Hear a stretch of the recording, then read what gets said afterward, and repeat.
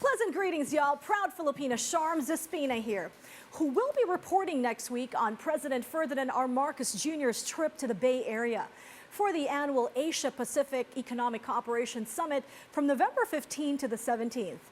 The leaders of the two superpower nations are expected to join.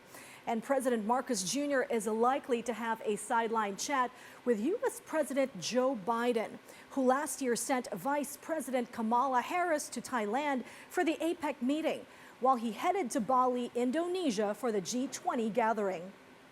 VOA White House Bureau Chief Patsy Witakoswara guides us through the trip and what's at stake in this visit in today's feature, Biden's Road to Bali. U.S. President Joe Biden meets world leaders in Indonesia, while Vice President Kamala Harris visits Thailand for the APEC summit, as the United States shifts focus to the Asian continent. How will the U.S. hedge China's growing influence in the region? And what does it mean for Russia's war on Ukraine? On the Inside Story, Biden's Road to Bali.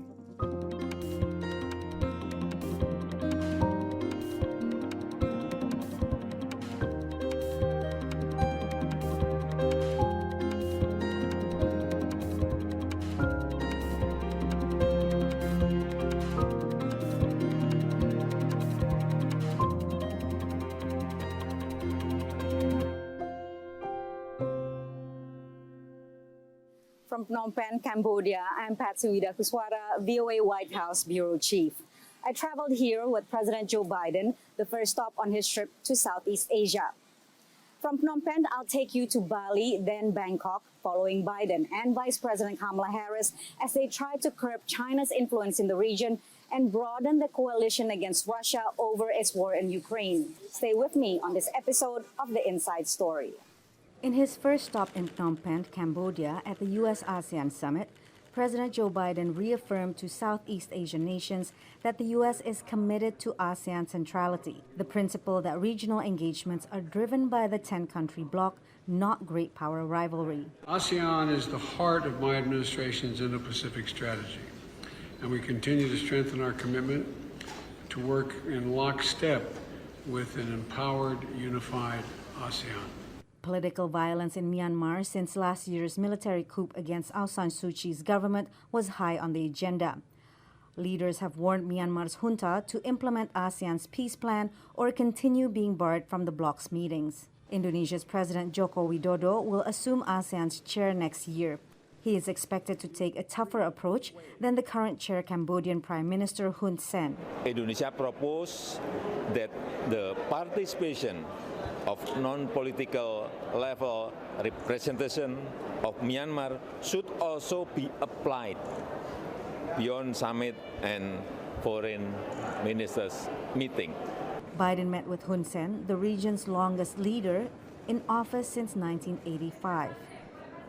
Activists have urged Biden to hold Hun Sen accountable for the country's democratic decline. But with Phnom Penh firmly in Beijing's embrace, there may not be much that Biden can do. During his meeting with Hun Sen at the sidelines of the summit, Chinese Premier Li Keqiang pledged $27 million in development aid for Cambodia. Whenever the pressure from the Western country, especially from the US, China will be at the back of the Cambodian government, provide the support.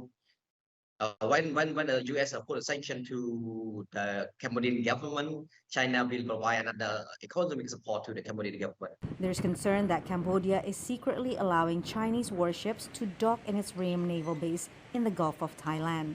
Earlier this year, Beijing funded to revamp the base, heightening fears among some ASEAN members concerned about Chinese expansionist ambition in the South China Sea.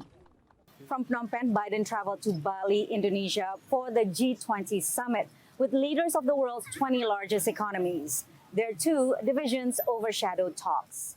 I flew with the president on Air Force One as radio pool reporter. While I've traveled on the presidential plane around 36 times in the past 4 years on the White House beat, this trip was special. I was going home. As the first Indonesian American to return to her birth country with the U.S. president, I am incredibly proud and grateful for this milestone in my career. Plus, the kind crew of Air Force One gave me extra presidential candy for my family and friends. For President Joko Widodo, hosting the G20 summit here in Bali was meant to showcase Indonesia's progress under his presidency. But initially, he faced threats of boycott from Western leaders who insisted that he exclude President Vladimir Putin of Russia, a G20 member, as punishment for his invasion of Ukraine.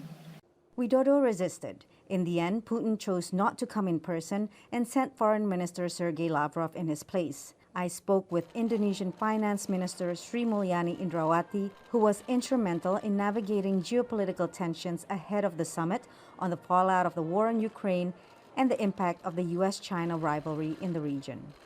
From the very beginning, we said that the theme of Recover Together, Recover Stronger is very important. This is showing that the G20 as a global economic forum, premier global economic cooperation forum, should be able to address the issue of economically important globally, that is how to recover together, recover stronger from the pandemic. We also, as a presidency, we also remind the membership, especially the one who tried to say that, well, why don't we just disinvite Russia? We said that the G20 was created to save the world from the economic collapse during the global financial crisis. And that kind of cooperation certainly will need it, not only facing with the global financial crisis back in 2008, but also when we are facing with the pandemic, in which all countries need to work together. No single country can actually address the issue like pandemic, which is actually borderless. And then also the issue regarding climate change, which is also require a lot of cooperation, definitely, in order for us to address the issue of this global challenge. So we reminded all the membership that this kind of cooperation is non-negotiable for us. This forum should not be breaking. I want to move on to another meeting that was considered, partly Indonesia's diplomatic success, which is the meeting between President Biden and President Xi, which was some sort of modest lowering of tension in the region. From your point of view, from the point of view of Indonesia and the region, what is the most concerning on the U.S.-China rivalry? Do you feel that there is a new Cold War brewing in this region? So for all of us, I think ASEAN 10, the rest of the world, we have the interest to make the relationship work in a responsible way, and that's exactly what is communicated by the two leaders. That is going to create less damage to the very fragile global economic recovery at this very moment, and at the same time also creating a much better, if they have any differences or any political objective, then they should have the ability to discuss among them. But for sure, Asia and ASEAN in general, this is the region which is being seen as the brightest spot of the world in terms of the economic performance, relatively safe in terms of the security as well as the war or tension in this case. And that's allowing many of the ASEAN countries to actually catch up and build and develop so that they are reducing the poverty, creating prosperity, and creating also a positive benefit to the world. In a diplomatic compromise to U.S. and European leaders, Indonesia invited President Volodymyr Zelensky to speak virtually, despite Ukraine not being a member of the G20, group of the 20 largest economies in the world. VOA's Ukraine White House correspondent Yulia Yarmolenko spoke with National Security Council's John Kirby in Bali about the peace plan that Zelensky presented at the summit. One of the points in this 10-point peace plan was that after war ends, Ukraine wants to have a security guarantees, and one of the proposals is so-called Kyiv Security Compact. Does the United States support this format? What the United States supports, again, right now, is a Ukrainian armed forces that can continue to defend their sovereignty and defend their people, to defend their country, and gain back the territory that Russia has taken or attempted to take in some cases. I'm not going to get ahead of where we are right now, and I'm certainly not going to get ahead and jump into what negotiations would look like. Obviously, we want the Ukrainian military to continue to succeed on the battlefield. And we are already talking with the Ukrainians about long-term defense needs and what that might look like. But we're just not at a point now where we can say definitively exactly what that's going to look like.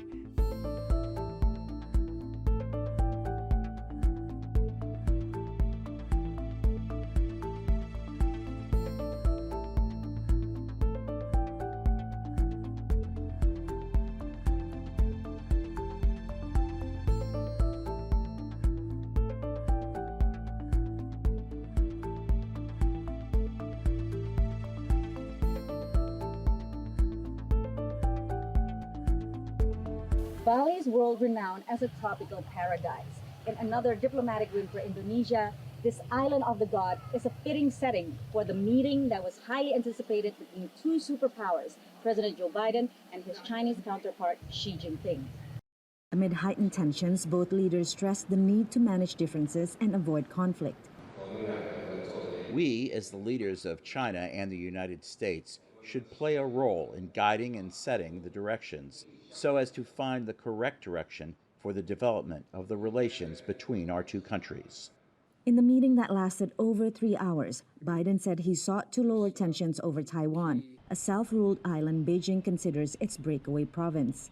And I do not think there's any imminent attempt on the part of China to invade Taiwan. And I made it clear that our policy on Taiwan has not changed at all. It's the same exact position we've had. I made it clear that we want to see cross-strait issues peacefully resolved. But just days after Biden and Xi met to lower tensions, Vice President Kamala Harris visited Palawan Island in the Philippines, underscoring that an attack on this U.S. ally would invoke U.S. mutual defense. Palawan sits just 330 kilometers east of the disputed Spratly Islands, claimed entirely by China and partly by the Philippines, Brunei, Malaysia, Taiwan, and Vietnam. As the United States has long made clear, we support the 2016 ruling of the UN Arbitral Tribunal, which delivered a unanimous and final decision firmly rejecting China's expansive South China Sea maritime claims. China, the Philippines, Brunei, Malaysia, Taiwan, and Vietnam have competing territorial claims in various parts of the sea, with Beijing claiming most of it. Skirmishes have often occurred. Philippines President Ferdinand Marcos Jr. The upheavals that we are seeing, especially in the, not only in the region, but especially in the region, these partnerships become even more important. China shot back. We are not opposed to normal exchanges between the US and the Philippines, but such exchanges should not harm the interests of other countries.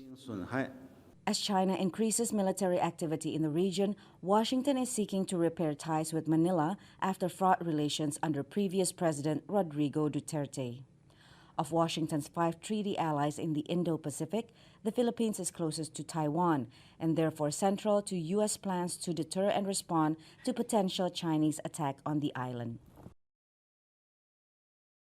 Just how confident is Biden that Xi will not invade Taiwan? VOA's Mandarin White House correspondent Paris Wang asked John Kirby of NSC in Bali. So did Xi Jinping promise President Biden anything during the meeting to make him say that, and can Taiwan and U.S. react?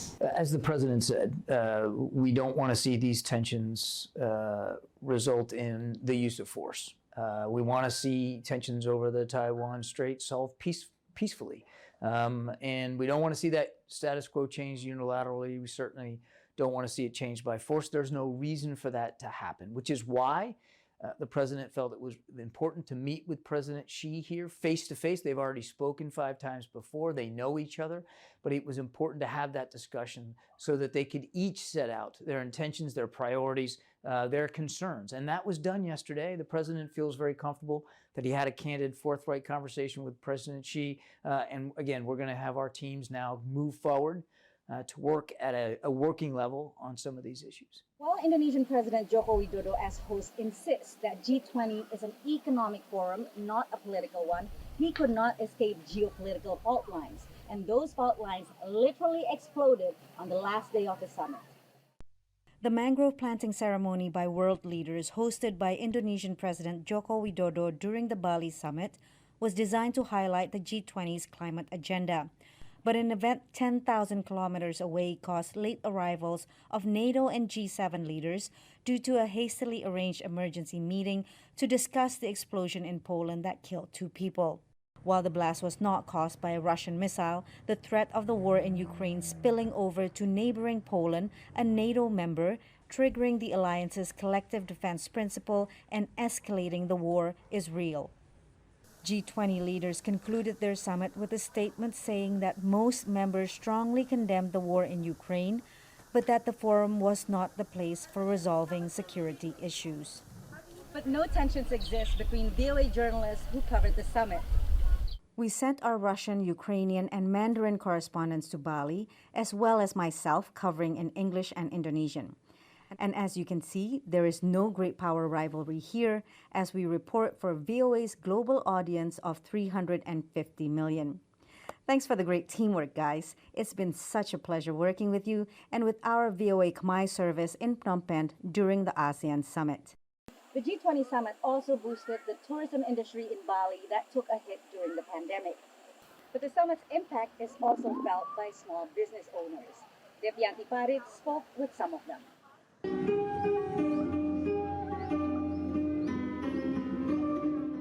Punya Giri, an owner of a batik clothing and textile company, traveled from Bandung, West Java for a G20 exhibit of 300 small and medium-sized enterprises, or SMEs, from across the country.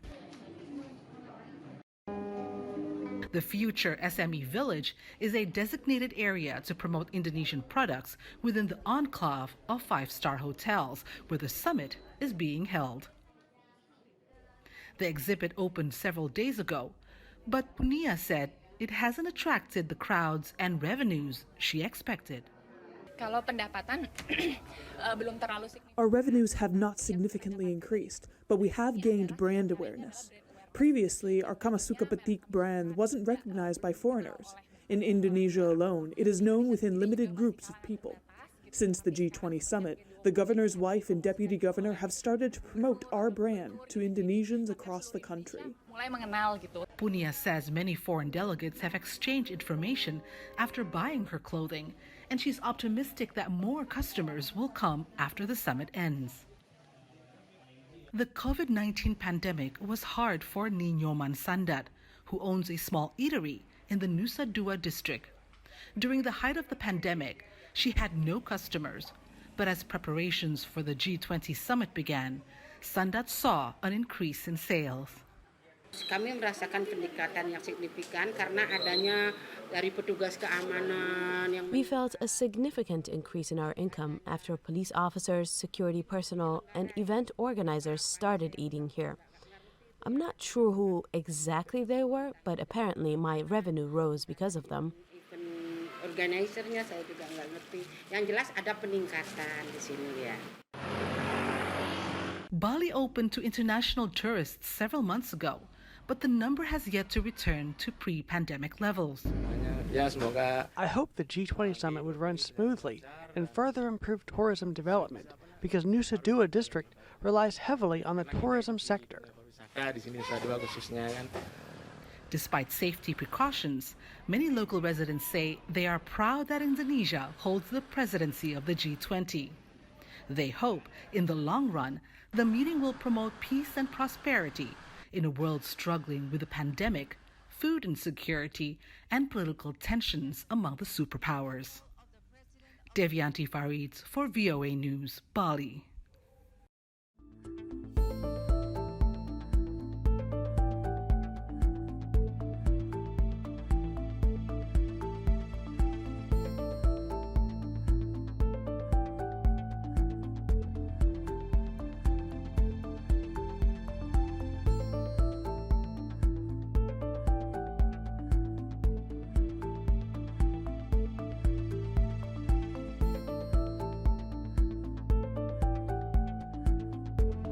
With President Biden returning to Washington, I left Indonesia and traveled to Bangkok, Thailand, where U.S. Vice President Kamala Harris led the U.S. delegation to APEC, the Asia-Pacific Economic Cooperation Forum. She brought with her the message that the U.S. has an enduring economic commitment to the region. But with China such a dominant trading partner, how will that message land? In Bangkok, I asked Tinitan Pongsudirak, Director of the Institute for Science and International Security at Chulalongkorn University. You know, when it comes to trade and geoeconomics, the U.S. is a little bit behind the curve because it pulled out of the TPP, and the TPP became the CPTPP, excluding the U.S., but not including China. But the RCEP does include China, and now China has stepped it up by proposing this China-ASEAN Free Trade Agreement 3.0, which is an upgraded version of the RCEP, building on the earlier China-ASEAN Free Trade Agreement. So this is something I think the U.S. will be scratching its head, you know, and a big challenge to U.S. policymakers to try to match China's latest geoeconomic maneuver. But nevertheless, don't forget the U.S. is still a major investor in the region. The stock of U.S. investment is still immense. You know, very close to China. They take turns going back and forth. And then the high-tech industries, the U.S. still are pretty dominant, a force to reckon with. And then, you know, the flow of trade investment, the high-tech, the innovation, the digital trade, you know, the U.S. has a lot to offer, but so does China. It's no secret that the view from the region is that Beijing is your bankroller and the U.S. is your security provider to maintain stability and peace. However, military officials are warning that the U.S. military must change in order to keep ahead of Russia and China. VOA's Pentagon correspondent Carla Babb has this report. While the United States was busy fighting wars against Islamist extremists in Afghanistan and the Middle East, Russia and China steadily built up their military power. Russia now flexes those military muscles in neighboring Ukraine, while the Pentagon has dubbed China its greatest threat to national security.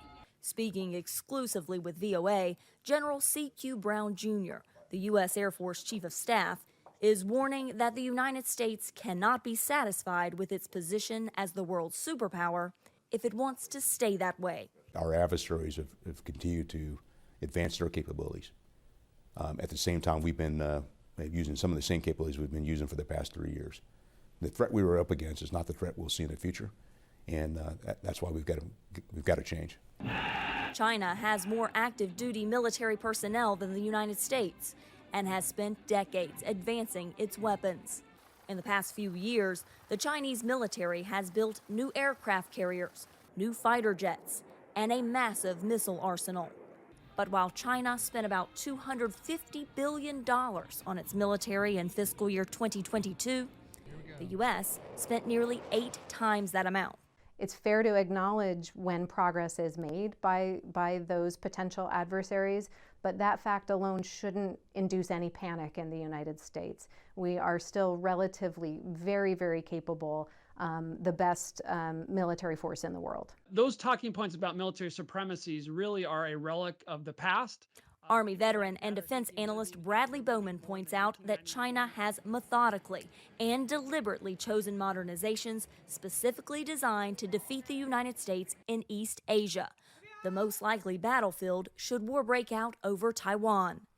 And that could make American ports and bases in the region vulnerable to Chinese attacks. The Chinese have developed capabilities that are as good, in some cases better than ours. America's military edge in the Pacific has absolutely eroded, and I continue to see China sprinting, while it often seems like we in Washington are slumbering. The Air Force reveals its newest stealth bomber, the B-21, next month.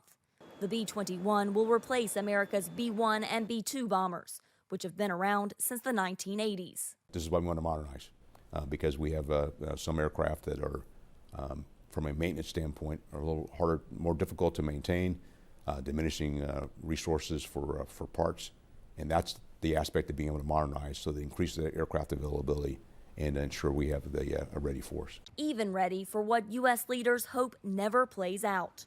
U.S. officials say China wants the ability to invade and hold Taiwan by 2027. And China has said it aims to be a world-class military capable of fighting and winning wars by 2049. Carla Babb, VOA News, The Pentagon.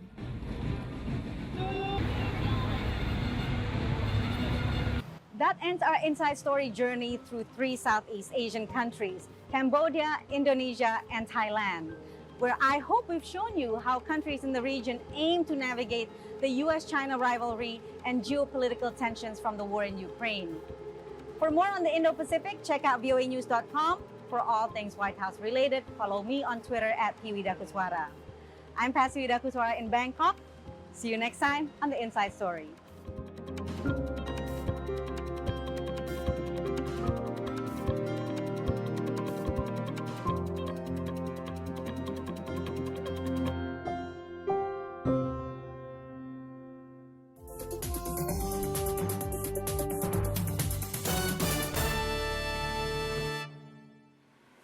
And that's a wrap for today's show. We hope you came out a tad more enlightened, and we look forward to seeing you all next week.